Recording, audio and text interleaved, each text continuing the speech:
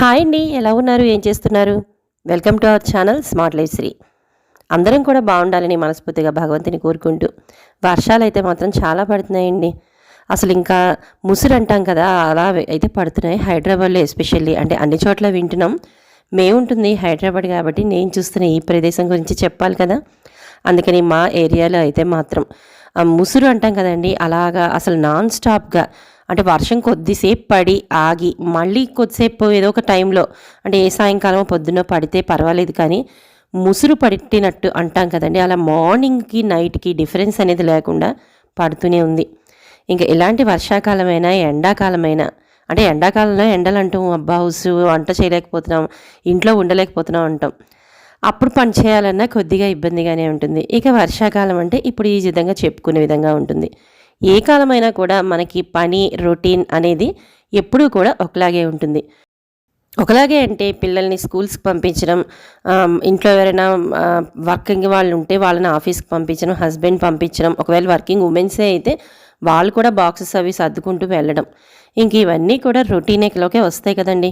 ఇంకా బట్టలు ఆరేయడం, ఇంకా బట్టల పరిస్థితి అయితే చెప్పక్కర్లేదండి. ఇలాగని ముసురు ఉంది అంటే మాత్రం ఇంట్లో బట్టలు వేసామా చెమ్మ వాసన అంటాం, ఒక రకమైన ముక్క వాసన, అసలు భరించలేవండి. అలా అయితే వస్తుంది. కొద్దిపాటి ఎండ కాకపోయినా అట్లీస్ట్ బయట వెలుతురు గాలి తగిలినా చాలు. కానీ ఈ వర్షాకాలంలో బట్టలు ఇంట్లో ఆరబెట్టుకోవడం అనేంత ఇంకొక పని, అంటే ఇంకొక భయంకరమైన వాసనతో కూడిన ఈ పని అంటే మాత్రం చాలా వరకు కష్టమే. ఇంకా ఇంట్లో హౌస్ వైఫ్స్ అయితే 24 గంటలు వాసన భరించాల్సిందే కదండి. మరి వర్షాకాలం ఏ కాలానికి ఆ కాలమేనండి. వర్షాకాలం లేకపోతే మరి నెక్స్ట్ కాలాలు అనేవి మనకి ఎలా వస్తాయి? ప్రకృతిని మనం ఎలాగా ఆపలేము. అదేవిధంగా వర్షాలు లేకపోతే మనకి పంట అనేది పండదు. ఇవన్నీ మనకి చిన్నప్పుడు చదువుకున్నవే కదా. మరి ఏ కాలం ఎలా ఉన్నా మన పని అనేది చాలా ఈజీగా, ఇంకా ఇందాక చెప్పిన విధంగా ఇల్లంతా కూడా ఎటువంటి వాసన అది రాకుండా ఒక చిన్న చిన్న చిట్కాలు ఉపయోగించి మనం హ్యాపీగా అందులో ఇందాడ అనుకున్నాం కదా, ఇంట్లోనే మనం ఉంటాం 24 అవర్స్ ఆల్మోస్ట్. అంటే ఎప్పుడైనా హౌస్ వైఫ్స్ అయినా కూడా ఏదో కిరాణా షాప్కో లేకపోతే ఏదైనా షాప్కో షాపింగ్ మాల్కో ఏదో నార్మల్గా ఎండ్ ఉంటే వెళ్తాం, కానీ ఈ వర్షంలో ఎక్కడికి బయటికి వెళ్ళడానికి సాహసం కూడా చేయమండి. అలాంటి ఈ వర్షాకాలంలో మనం ఇలాంటి వాసన నుంచి తప్పించుకోవటానికి ఒక మంచి చిన్న చిన్న చిట్కాలను అయితే ఈరోజు ఉపయోగిస్తూ మన డైలీ వ్లాగ్లోకి అయితే వెళ్ళిపోదామండి. కొత్త వాళ్ళు అయితే మాత్రం సబ్స్క్రైబ్ చేసుకోవడం అస్సలు మర్చిపోవద్దు. అదేవిధంగా పక్కన ఏమైనా బెల్ ఐకాన్ క్లిక్ చేసేయండి. సబ్స్క్రైబర్స్ లైక్ చేసి మన ఛానల్ని మరింత ప్రోత్సహించాలని మనస్ఫూర్తిగా అయితే కోరుకుంటున్నాను. సో మార్నింగే అయితే లేచానండి. మన పని మార్నింగ్ లేచిన తర్వాత ఎప్పుడు స్నానం చేసి బయట ముగ్గు పెట్టేసుకుని దేవుడికి దీపారాధన చేసేసుకుని పిల్లల లంచ్ బాక్స్ ప్రిపరేషన్కే మనం ఎక్కువగా టైం అనేది, అందులో ఎస్పెషల్లీ మార్నింగ్ 5 to 9 అనేది ఈ బిజీ షెడ్యూల్ కదండి. అలాగే లంచ్ బాక్స్ కోసం కుక్కర్ అనేది స్టవ్ మీద పెట్టేసి ఒక పక్కన పాలు నైవేద్యం పెట్టుకుని, అంటే పెట్టుకోవడానికి పాలు అనేవి పెట్టేసి ఫస్ట్ నేను చేసే పని ఏంటంటే దేవుడి దగ్గర దీపారాధన అనేది చేసుకోవడానికి వచ్చి తుడి చేసుకుంటానండి. దేవుడి గది అంతా క్లీన్ చేసేసుకుని కొద్దిగా పంచోపచార పూజ అనేది చేసుకుంటాను. మీకు తెలుసు కదా, పంచోపచార పూజలో ఒక 5 రకాల, అంటే దీపారాధన, ధూపం వేయటం, నైవేద్యం పెట్టడం, పువ్వులు, ఇలా హారతి, ఈ విధంగా మన పంచోపచార పూజ, కుదిరితే షోడశోపచార పూజ. సాధారణంగా ఇంత బిజీ షెడ్యూల్లో మనకి షోడశోపచార పూజలు ఎలాగా కుదరవు. అందుకే మనకి వచ్చే మంచి మంచి మాసాలు, అంటే శ్రావణ మాసం, ఆ తర్వాత అమ్మవారి నవరాత్రులు, దీపావళి, లక్ష్మీ పూజ, ఇన్ని ఉండంగా మనకి రోజువారీ హడావిడిలో ఈ పంచోపచార పూజను చక్కగా చేసేసుకుని, ఈరోజు పిల్లల లంచ్ బాక్స్లోకి అయితే టమాటా పాలకూర కలిపి పప్పు అనేది చేస్తున్నానండి.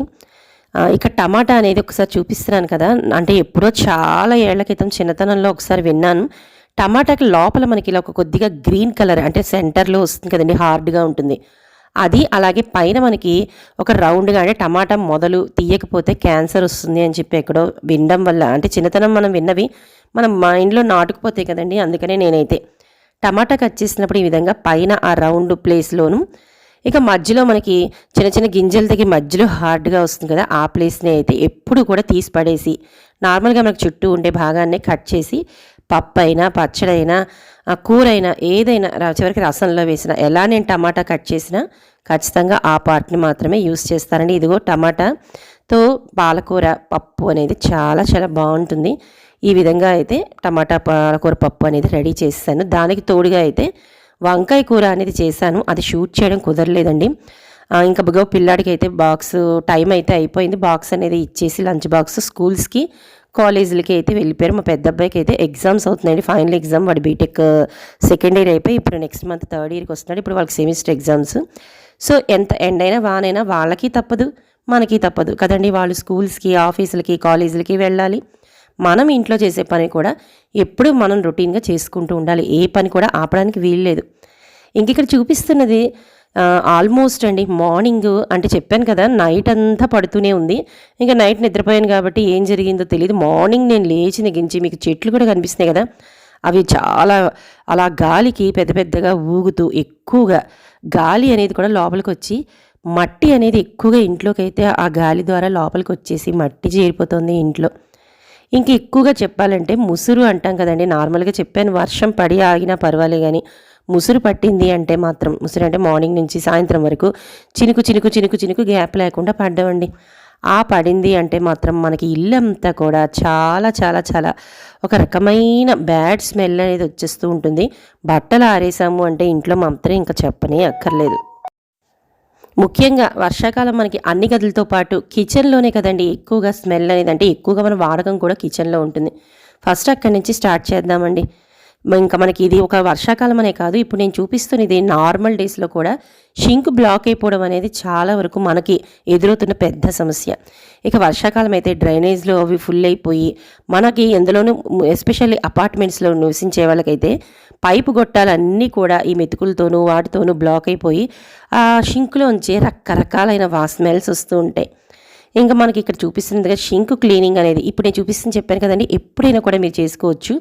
కొద్దిగా మనకి కళ్ళుప్పు అంటామండి, రాళ్ళుప్పు. ఆ రాళ్ళుప్పుని ఒక స్పూన్ అయితే మాత్రం మనకి హోల్స్ ఉంటాయి కదండి షింక్ దగ్గర, ఆ హోల్స్ దగ్గర అయితే మొత్తం అంతా ఈ విధంగా వేసేసి కొద్దిగా వాటర్ని మాత్రం ముందు మీరు కాచుకొని ఉంచుకోండి. ఆ వేడి నీళ్ళని అయితే దాంట్లో అది కూడా ఫోర్స్గా పడేటట్టు ఆ షింకు లోపల కన్నాల్లోకి ఫోర్స్గా పడేటట్టు అయితే పోసేద్దాం. ఇక ఒక 10 నిమిషాలు ఆగిన తర్వాత మన ఇంట్లో బేకింగ్ సోడా ఉంటుంది కదండి, ఆ బేకింగ్ సోడా కూడా ఒక 1 స్పూన్ అనేది వేసి దాని మీద మనం ఇంట్లో ఉండే నిమ్మకాయని ఆ రసాన్ని అయితే ఈ విధంగా పిండేసి ఒక 2-3 నిమిషాలు వెయిట్ చేసి మళ్ళీ అదే హాట్ వాటర్ని అయితే ఫోర్స్గా మాత్రం, అంటే నెమ్మదిగా కాకుండా ఫోర్స్గా మాత్రం వాటర్ని అయితే పోసేవంటే షింకు లోపల మనకి చిన్న చిన్న పార్టికల్స్ ఉండిపోతాయి కదండి, అవన్నీ కూడా నాచుతో సహా ఇంచుమించు మనకి ఈ విధంగా అయితే ఆ మొత్తం అంతా క్లియర్ అయిపోయి, ఎక్కువగా మీరు చేయదలుచుకుంటే నైట్ టైం చేసుకుంటే బెటర్ అండి. ఎందుకంటే ఇది నైట్ మనం ఇలా చేసుకుని పడుకున్నాం అంటే తెల్లారేసాక మనకి షింక్ అనేది చాలా వరకు స్మెల్ లేకుండా హాయిగా ఉంటుంది. అంటే మన కిచెన్లో పనంతా చేసుకుని అంట్లు కూడా తోమేసుకున్న తర్వాత మనకి కిచెన్ అనేది ఖాళీగా అయిపోతుంది కదా వాష్ బేసిన్, అప్పుడు కానీ చేసుకుంటే ఇది చాలా హ్యాపీగా అయితే వర్కౌట్ అవుతుంది. ఇక కొద్దిసేపు ఒక పావుగంట ఆగిన తర్వాత ఫోర్స్గా నార్మల్ వాటర్ని కూడా ఈ విధంగా పోసేసుకోండి. పోసుకుంటే మాత్రం మన షింకు నుంచి వాసన రమ్మన్నా రాదు, బొద్దింకలు కానీ ఎలాంటివి కూడా మనకి దగ్గరగాపులకి రావండి. మరొక సూపర్ ఐడియాని అయితే చూద్దాం. ఇక్కడ ₹2 కాఫీ పొడిని అయితే తీసుకున్నానండి. మనకి చిన్న చిన్న ప్రమిదలు అనేవి ఉంటాయి కదా, ఆ ప్రమిదల్లో అంటే మీరు ఎలా అయినా పెట్టుకోవచ్చు. అలాంటి ప్రమిదల్లో కొద్దిగా కాఫీ పౌడర్ని అయితే ఇక్కడ ఈ ₹2 కాఫీ పొడిని అయితే వేసానండి. దానికి తోడు ఇక్కడ మనకి ఇది జవ్వాది అని దొరుకుతుంది. ఆ జవ్వాది మనం నిన్న వీడియోలో దీని యొక్క ఫ్రాగ్రెన్స్ కానీ దీని యొక్క పనిచేసే విధానాన్ని కానీ మనం ఎంతవరకు చెప్పుకోవాలో అంతవరకు చెప్పుకున్నామండి. ఆ వీడియోని చూస్తే మీకు అర్థమవుతుంది. కొద్దిగా మన చేతికి అంటుకున్న విపరీతంగా మంచి సువాసనలు వెదజల్లే ఈ జవ్వాదుని కూడా ఎక్కువ అవసరం లేదు, ఒక చిటికెడు మాత్రం దాంట్లో వేసి, ఏ ఆయిల్ అయినా వేసుకోవచ్చు, దేవుడి ఆయిల్ అయినా వేసుకోండి. నేనైతే కొబ్బరి నూనె అయితే వేశాను. అలా ఆయిల్ దీపంలో ఎలా పోసుకుంటామో అలా పోసుకున్నాక ఒక ఒత్తునైతే ఇక్కడ పెట్టుకుని నేనైతే ఈ విధంగా వెలిగించానండి. ఇలా కానీ వెలిగించిన తర్వాత ఒక 2-3 నిమిషాలకి మనకి ఆ కాఫీ పొడి నుంచి ఈ జవ్వాది కూడా కలిపాం కదండి, ఒక కాఫీ పొడి స్మెల్తో అయితే చక్క రూమ్ అంతా కూడా ఆ దీపం అనేది స్ప్రెడ్ అవుతుంది. అంటే దీపం నుంచి వచ్చే వాసన అనేది స్ప్రెడ్ అవుతుంది. ఇది మీరు కిచెన్ క్లీన్ చేసుకుని కిచెన్లో కార్నర్లో పెట్టుకోవచ్చు, లేదంటే హాల్లో సెంటర్ టీపాయ్ ఉంటుంది కదండి, దాని మీద కూడా వెలిగించుకోవచ్చు. ఎక్కడ మనకి స్మెల్ అనేది అంటే వస్తుందో ఎక్కువగా, అంటే చెప్పాం కదా వర్షాకాలం అంటే అన్ని గదులు కూడా పెట్టుకుంటే, నన్ను అడిగితే తలోటి పెట్టేసుకుంటే మంచిది. ఇక్కడైతే సెంటర్లో నేను హాల్లో పెట్టానండి, అన్ని చోట్లకి వ్యాపిస్తుందని. ఇలాగని మనం పెట్టుకుంటే అందులో ఎస్పెషల్లీ సాయంకాలం కూడా పెట్టుకోవచ్చండి, మంచి సువాసనతో అయితే ఉంటుంది. దీపారాధన చేసుకుంటాం కదా సాయంకాలం, అప్పుడు ఇలా పెట్టుకుంటే ఇల్లంతా కూడా మంచి సువాసనతో అయితే వెదజల్లుతుంది.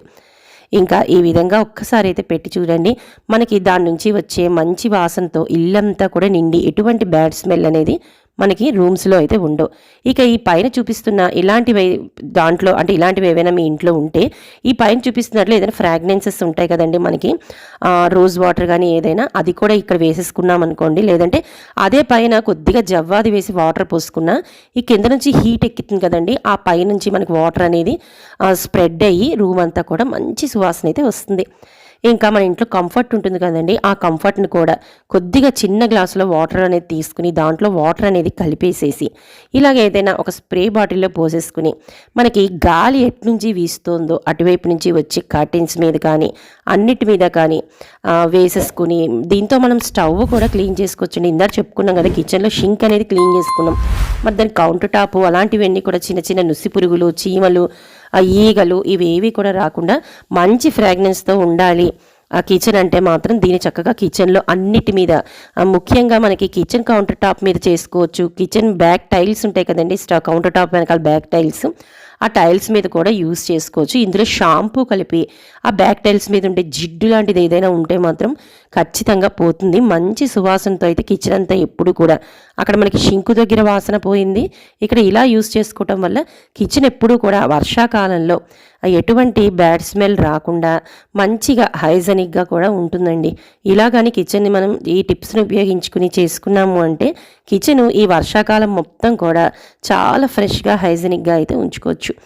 ఇంకా అదే వాటర్తో మనకి పైన కబోర్డ్స్ అవి ఉంటాయి కదండి, వాటికి కూడా మనం ఒకసారి ఇలా తుడిచేసుకున్నామంటే మనకి అప్పుడప్పుడు ఈ చమ్మదనానికి చిన్న చిన్న పురుగులు వచ్చి కబోర్డ్స్ మీద ఇలాగ వాలి కూర్చున్నట్టుంటాయి, అవి కూడా మనకి ఆల్మోస్ట్ ఈ స్ప్రే చేయడం వల్ల ఆ స్మెల్కి అవి బయటకైతే పోతాయండి. ఇంకా ప్లాస్టిక్ దండలు, అలాగే మన ఇంట్లో చిన్న చిన్న వస్తువులు, దేని మీదైనా దుప్పట్లు, కప్పుకునే పిల్లో కవర్స్ ఏ ఉన్నా కూడా మనం హ్యాపీగా స్ప్రెడ్ చేసుకోవచ్చు. ఇక ఇందాక చెప్పుకున్నాం కదండి జవ్వాదు, ఆ జవ్వాదుని చిన్న టిష్యూ పేపర్స్ ఉంటాయి కదా, వాటిలో కూడా ఇలా చిన్న చిటికెడేనండి, ఎక్కువ కూడా అవసరం లేదు, చిన్నది ముట్టుకున్నామా అది ఇల్లంతా కూడా మంచి సువాసనతో వస్తుంది.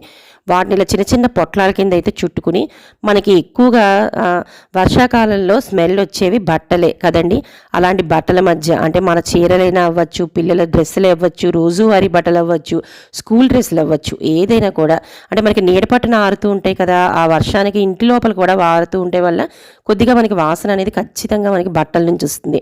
కాబట్టి ఇలా కబ్బోర్డ్స్లో కూడా చీరల మధ్యన పెట్టుకున్నాం కదండి, అలా పెట్టుకోవచ్చు. లేదంటే కబ్బోర్డ్స్లో పక్కన ఒక్కొక్క ప్యాకెట్ కానీ వేసేసుకుంటే ఆ జవ్వాది వాసన అది న్యాచురల్ అండి, ప్రకృతి ప్రసాదించిన వరం అనే చెప్పచ్చు.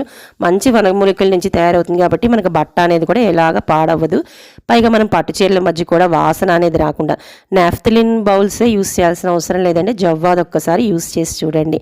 ఇక మనం ఇలాగ ఉల్లీలు అవి పెట్టుకుంటూ ఉంటాం కదండి, వాటర్ని మాత్రం ఖచ్చితంగా చేంజ్ చేసుకుంటూ ఉండాలి. ఈ వర్షాకాలంలో చిన్న చిన్న దాముగుడ్లు అవి వచ్చేస్తుంటాయి, అలాంటి ఉల్లీలలో ఫ్రెష్నెస్ కోసం కొద్దిగా జవ్వాదిని ఈ వాటర్లో కూడా యూస్ చేసి పెట్టుకోవటం. ఇలాంటి చిన్న చిన్న బౌల్స్లో కానీ ఇలాంటి వాటి చోట కొద్దిగా జవ్వాదుని వాటర్లో కలిపేసుకుని ఇలా కార్నర్స్లో ఎక్కడైనా పెట్టుకున్నామంటే మనకి ఇల్లంతా కూడా సుగంధ పరిమళంగా అయితే ఉంటుందండి. ఈ చలికాలంలో కానీ వర్షాకాలంలో కూడా వచ్చే బ్యాడ్ స్మెల్ నుంచి మనం ఇంటిని చాలా వరకు సురక్షితంగా ఉంచుకోవచ్చు. మరి మీకు ఈ వీడియోలో ఏదో ఒక పాయింట్ నచ్చిందని అనుకుంటున్నానండి. నచ్చితే మాత్రం తప్పకుండా లైక్ చేయడం అస్సలు మర్చిపోవద్దు. అదేవిధంగా కొత్తగా చూస్తున్న వాళ్ళైతే సబ్స్క్రైబ్ చేసుకుని పక్కనే ఉన్న బెల్ ఐకాన్ క్లిక్ చేసేయండి. నేను పెట్టే మంచి మంచి ఇంట్రెస్టింగ్ వీడియోస్ మీకు నోటిఫికేషన్ రూపంలో వస్తాయి.